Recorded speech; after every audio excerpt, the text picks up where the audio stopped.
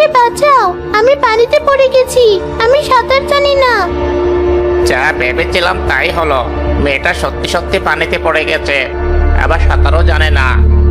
বাঁচাও, বাঁচাও। কেউ মনে হয় মেয়েটার ডাক শুনতে পাচ্ছে না। মেয়েটা আমার দিকে তাকিয়ে আছে। আমার এখন কি করা উচিত? মেয়েটাকে সাহায্য করা উচিত, নাকি ওকে ফেলে নিজের মতো চলে যাওয়া উচিত? মা, বাঁচাও আমাকে। আমার মা সবসময় আমাকে বলতো কাউকে বিপদে পড়তে দেখলে তাকে সাহায্য করতে, চাই সে মানুষ হোক অথবা ব্যাঙ। কি আর করার, মার কথা মানার জন্য এখন আমার বাবার কথার অবাধ্য হতে হবে। এভাবে কে ডাকছে? ব্যাং। ব্যাঙ আবার এভাবে এত জোরে ডাকতে পারে? মনে হচ্ছে আমাদের পুরো গ্রামকে ওর ডাক দিয়ে কাঁপিয়ে ফেলছে। চল তো শব্দটার কাছে গিয়ে দেখি আসলে কিসের ডাক এটা।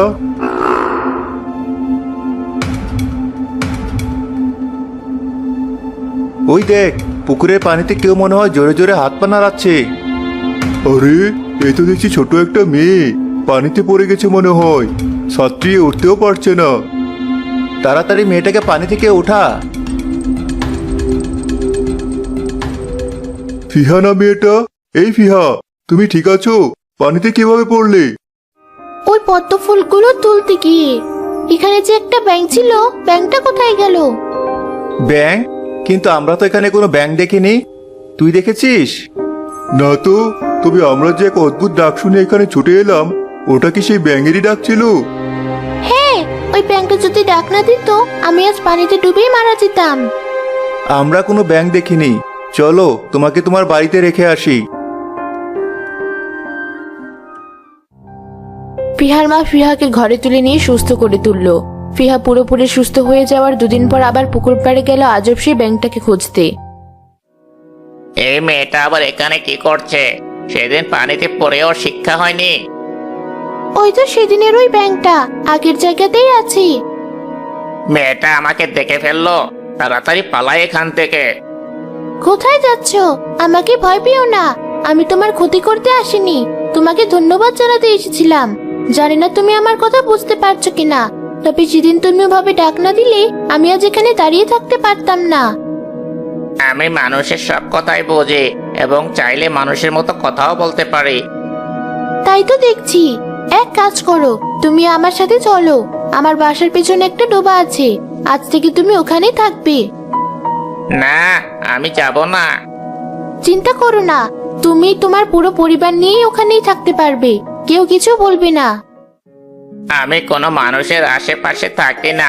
আগে আমরা সবাই মিলে এক মানুষের বাড়ির পাশেই থাকতাম, কিন্তু একদিন বৃষ্টি হওয়ার আনন্দে আমরা সবাই ভুলে ডাকাডাকি করে ফেলেছিলাম।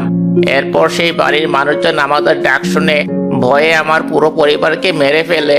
আমি অনেক ছোট ছিলাম বলে বেঁচে যাই। বাবা মারা যাওয়ার আগে আমাকে বলে যায় আমি যেন ভুলেও কোনোদিন আর না ডাকি। কিন্তু তুমি যদি সেদিন না ডাকতে, তাহলে আমাকে কেউ বাঁচাতে আসতো না। তুমি যদি এভাবে ডেকে মানুষের উপকার করো, তাহলে দেখবে মানুষ একদিন নিজের ভুল বুঝতে পেরে তোমাকে আপন করে নেবে, তোমার ডাককে ভয় পাবে না। অযথা এত কথা বলে লাভ নেই, আমি তোমার সাথে যাব না। আচ্ছা, না গেলে তবে তোমার কোনোদিন সাহায্যের দরকার হলে আমাকে ডেকো। তুমি যেমন আমাকে আমার বিপদে সাহায্য করেছিলে, আমিও তেমন তোমাকে সাহায্য করতে চাই। ঠিক আছে। ব্যাঙ ফিহার সাথে কথা বলার 2 দিন পর টের পেল গ্রামে খুব শীঘ্রই একটা বড় ধরনের ঝড় হতে চলেছে। অন্য ব্যাংকগুলো মনে হয় সব পালিয়েছে। আমি কি ডাক দিয়ে গ্রামের মানুষকে সতর্ক করে দেব ঝড়ের ব্যাপারে? কিন্তু ওরা কি করে বুঝবে? থাক, ওরা বুঝুক আর না বুঝুক, মা আর মেয়েটা বলেছে সবাইকে সাহায্য করতে, তাই আমি এক ডাক দিয়ে এখান থেকে চলে যাব।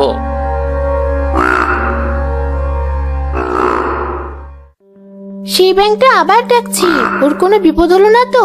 গিয়ে দেখি তো। কোথায় যাচ্ছিস ফিহা?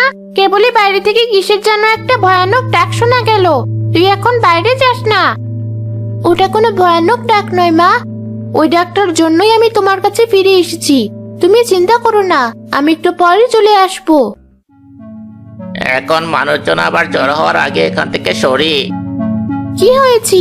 তুমি এভাবে ডাকলে যে? তুমি এত তাড়াতাড়ি চলে এসেছো। অবশ্য আমি জানতাম তুমি আসবে।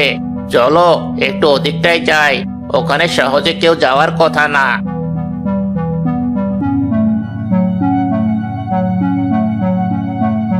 আসলাম, এবার বলো কি হয়েছে?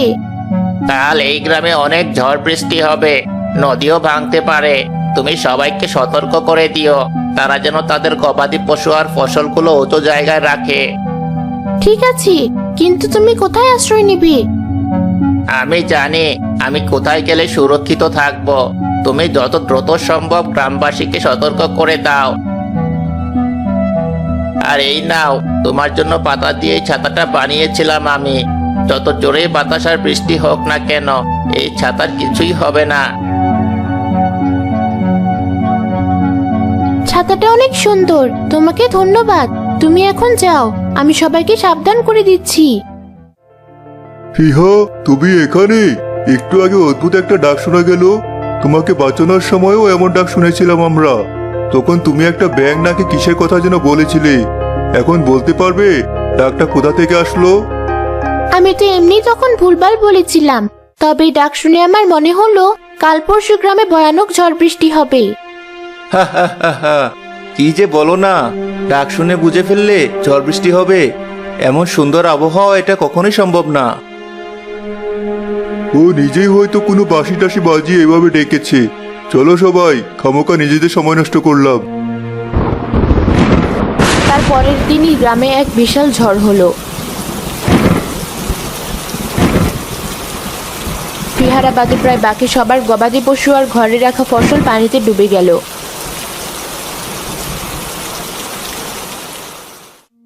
কেন যে সেদিন তোমার কথা শুনলাম না, তাহলে আজ আর এই দিন দেখতে হতো না।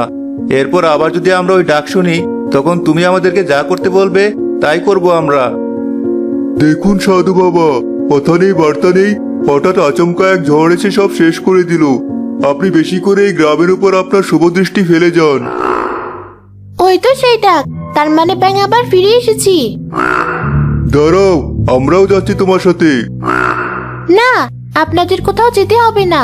আমি ওই ডাকটা কাছ থেকে শুনে এসে আপনাদের বলবো এই ডাকের কারণ কি। বাইরে হালকা বৃষ্টি পড়ছে এখনো, ব্যাঙের দেওয়া ছাতাটা নিয়েই বাইরে যাই। এই ব্যাঙ কোথায় ডাকছে? কত খুঁজেছি ওকে, এখানে কিভাবে আসলো? জানি না তো বাবা। এই ব্যাঙ তোদের গ্রামে এসেছে তোদের সর্বনাশ করতে। বাঁচতে চাইলে এই ব্যাঙের মুখ চিরজীবনের জন্য বন্ধ করে দে। এর আগেও কি এই ব্যাঙের ডাক শোনা গিয়েছিল এখানে? জি সাধু বাবা, এর আগে আরো 2 বার শুনেছি মানুষ এই ব্যাঙের ডাক। একবার একটা মেয়ে যখন পানিতে ডুবে যেতে ধরেছিল, আর একবার ঝড়ের আগের দিন। এই ব্যাঙ ওর ডাক দিয়ে সবাইকে বিপদে ফেলেছে। যা করার তাড়াতাড়ি কর। এই চলো সবাই, সাধু বাবা আপনিও চলুন।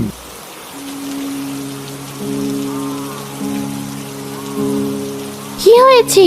তুমি এভাবে ডাকছো কেন? একটা তো সংবাদ আছে, আগের ঝড়ের পর আজ সন্ধ্যায় আবার ঘূর্ণিঝড় হবে। তুমি সবাইকে সতর্ক করে দাও। ঠিক আছে, এখনই যাচ্ছি।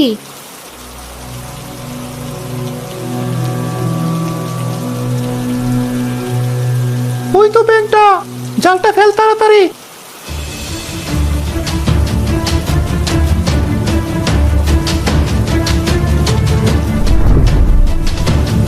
হয়েছে, এবার আটকেছে। কি করছেন আপনারা? ও কিভাবে আটকাচ্ছেন কেন? এই ব্যাঙের জন্য আমাদের গ্রামে এমনিতেই বড় এক ঝড় এসেছে। ওকে না মারলে এমন ঝড় আরো আসবে, তাই ওকে মারতে এসেছি। আপনারা ভুল করছেন, ও তো আমাদের সতর্ক করার জন্য এভাবে ডাকছিল। চাচা, আপনিও এসেছেন। আগের ঘটনার পর আপনি বলেছিলেন এই ডাক শোনার পর আমি যা বলবো তাই শুনবেন। এখন আমি বলছি, দয়া করে গ্রামের সবাইকে ঘূর্ণিঝড়ের ব্যাপারে সতর্ক করে দিয়ে আসুন। ঠিক আছে, এখনই যাচ্ছি। কি ভেবেছেন সাধু বাবা? আমি আপনাকে চিনতে পারিনি। এর আগেও আপনি আমাদের রক্ত খেয়ে নিজের ক্ষমতা বৃদ্ধি করার জন্য আমাদের পিছনে পড়েছিলেন। আজকের পর থেকে আপনি আর আমার পিছনে আর সাহস পাবেন না। কি করবি তুমি? তুমি তোমার ছাতাটা নিয়ে আমাকে জাল থেকে ছাড়িয়ে তোমার হাতে তুলে নাও। বাকি যা হওয়ার নিজেই হবে। না, ও ওই ব্যাংকে ধরবে না তুমি। কালু, ওদেরকে আটকা।